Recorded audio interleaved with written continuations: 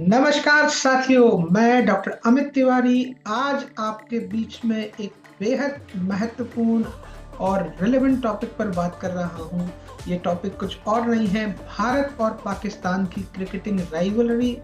उससे जुड़े इतिहास, उससे जुड़े इकोनॉमिक्स और भारत और पाकिस्तान के बीच में क्रिकेट को डिप्लोमेसी के तौर पर इस्तेमाल करने की जो कोशिशें हैं उन पर चर्चा करूंगा। बहरहाल एक एक्सपेक्टेटर के तौर पर क्रिकेट हम सब भारतीयों को जोड़ता है और वैसी ही बात पाकिस्तान में भी है। भारत और पाकिस्तान के बीच में क्रिकेट की ये राइवलरी कब बनी, इसका क्या इतिहास है, इसकी किस तरह से स्टैटिस्टिक्स के फॉर्मेट में इकोनॉमिक पर्सपेक्टिव में व्याख्या की जा सकती है, क्यों क्रिकेट भारत में एक ब्रांड बन गया है, किस तरह से भारत और पाकिस्तान के खिलाड़ी एक दूसरे की कंट्रीज में पसंद किए जाते हैं, लेकिन इस पसंद नापसंद के बावजूद भी वे दोनों ही छोर के खिलाड़ी एक दूसरे के लिए फील्ड पर एक वॉरियर की तरह नजर आते हैं। एक इंटेंस माहौल होता है, मीडिया के हलकों में बहुत कुछ ऐसा होता है जिस पर चर्चा अगर की जाए तो समझ आता है एक एकेडमिक व्यू से कि क्या मायने हैं भारत और पाकिस्तान के क्रिकेट के कॉन्टेक्स्ट के। दुनिया के विश्व क्रिकेट इतिहास में अगर किन्हीं भी क्रिकेट टूर्नामेंट्स की बात की जाए तो उनमें भारत और पाकिस्तान के बीच में होने वाले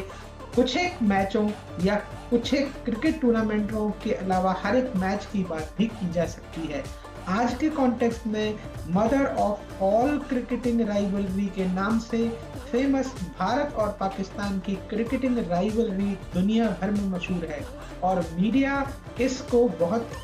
इनकैश करता है, बनाता है, ब्रांड बनाता है। चाहे 90 का दशक हो, चाहे 80 का दशक हो या 70 की बात हो या शुरुआती दौर में 50 और 60 का दशक हो और या कि आज वर्तमान में रोहित की बात हो या बाबर आजम की बात हो या की बात हो शाहीन शाह अफरीदी की और विराट कोहली की, कोई भी चर्चा अधूरी नहीं रहती तब जब हम भारत और पाकिस्तान की क्रिकेटिंग राइवलरी की बात करते हैं। लेकिन क्रिकेट के तौर पर दो ऐसे कंट्री जो एक दूसरे को डिप्लोमेटिकली या फॉरेन पॉलिसी में रिजेक्ट करते आए हैं, इनके बीच में बहुत अच्छे समसामयिक या राजनयिक संबंध रहते भी हैं और नहीं भी रहते, तो क्या कुछ है ऐसा जो इनके क्रिकेटिंग राइवलरी को ऐतिहासिक बनाता है। इस कॉन्टेक्स्ट ऑफ डिस्कशन में मैं डॉक्टर अमित तिवारी आपको एक अपने व्यू पॉइंट से परिचित कराऊंगा। मेरी कोशिश होगी कि इस विषय पर आपको बेहतर जानकारी मिले, तो इस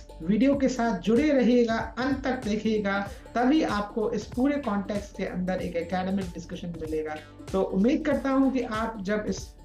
कॉन्टेक्स्ट ऑफ डिस्कशन को देखेंगे तो मेरे द्वारा प्रिपेयर किए गए इस वीडियो में कुछ फैक्ट्स बेस्ड बातें होंगी जिनको मैं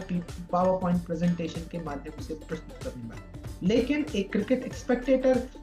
होने के नाते इस पावर पॉइंट प्रेजेंटेशन को शुरू करने से पहले आपको बता देना चाहता हूं कि क्रिकेट भारत और पाकिस्तान में लोगों की जिंदगी है, लोगों की चर्चाओं का बाजार है, लोगों की दोस्ती है, लोगों का विश्वास है। इस उलझन भरे जिंदगी में अगर कोई अजनबी भी बात करने का मादा रखता है,